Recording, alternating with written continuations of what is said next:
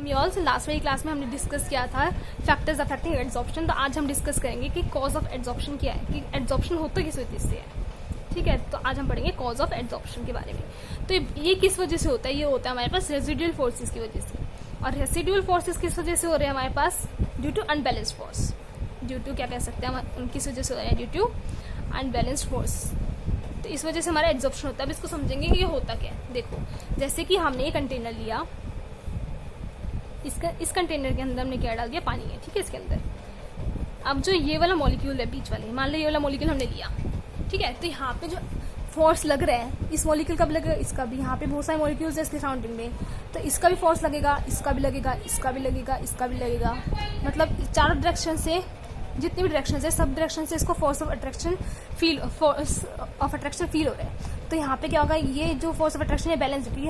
ये देखो ऐसे है, तो यहाँ से ये कट गया, यहाँ से ये कट गया, यहाँ से ये कट गया। तो ये क्या है? बैलेंस फोर्स है।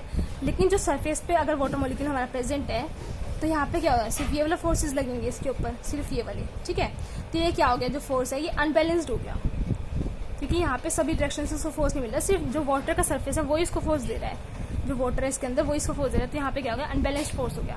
तो अनबैलेंस्ड फोर्स की वजह से क्या होता है? रेजिडुअल फोर्स होते हैं, इसको हम रेजिडुअल फोर्स बोल सकते हैं। और इसकी वजह से क्या हो रही है? हमारी एड्सॉर्प्शन हो रही है।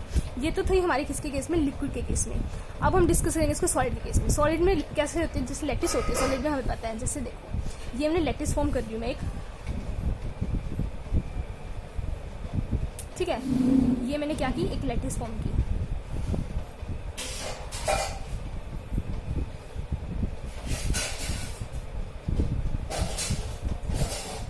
तो यहाँ पे क्या हो रहा है? यहाँ पे कुछ भी लैटिस के अंदर कुछ भी होएगा ना, आयन वगैरह कुछ भी होएगा, तो यहाँ पे हम मान लेते हैं इसके अंदर कुछ आयंस पड़े। ठीक है, इसके अंदर हम कुछ भी आयंस मान लिए। अब जो ये वाला है, इसके ऊपर फोर्स कहाँ से लग रहा है? देखो, यहाँ से लग रहा है, यहाँ से लग रहा है, यहाँ से लग रहा है, यहाँ से लग रहा है। तो जो ये वाला फोर्स है इसके ऊपर जो लग रहा है, वो कैसा फोर्स हो गया? बैलेंस्ड फोर्स हो गया। ठीक है, लेकिन जो ये बाहर वाली सरफेस है, इसको कहाँ लग रहा है? सिर्फ यहाँ और यहाँ लग रहा है, तो ये कैसा हो गया? अनबैलेंस्ड फोर्स हो गया। तो इस अनबैलेंस्ड फोर्स की वजह से क्या होता है? एड्सॉर्प्शन होती है हमारे पास। और हमने लास्ट क्लास से पढ़ा था, जितना ज्यादा सरफेस एरिया होगा उतना ज्यादा एड्सॉर्प्शन होगी। अब हम क्या करेंगे? इसको ना ब्रेक डाउन कर देंगे। लैटिस है हमारे पास, कोई भी सॉलिड है, जैसे मान लो सॉलिड है, इसको हमने यहाँ से ब्रेक डाउन कर लिया, तो ये वाला सरफेस भी ब्रेक हो जाएगा। फिर कैसे बनेगा? एक और मतलब यहाँ पे भी जनरेट हो जाएगी लैटिस। ये कैसा हो गया? ऐसे हो गया ना। तो जो अब एड्सॉर्प्शन हो रही है, वो एक्सटेंट ऑफ एड्सॉर्प्शन इंक्रीज हो गया, क्योंकि यहाँ पे सरफेस एरिया इंक्रीज हो गया। पहले तो इतना सरफेस एरिया था, अब इतना ज्यादा हो गया। तो यहाँ पे क्या हो रहा है? एड्सॉर्प्शन का एक्सटेंट है वो इंक्रीज हो गया। देखो, अब यहाँ से भी लग रहा है अनबैलेंस फोर्स, यहाँ पे भी है, यहाँ पे भी अनबैलेंस्ड है, यहाँ पे भी अनबैलेंस्ड है, यहाँ पे भी, यहाँ पे भी। पहले क्या था? सिर्फ जो यहाँ पे था, यहाँ पे था, यहाँ पे था, यहाँ पे था। अब यहाँ पे भी हो गया ना।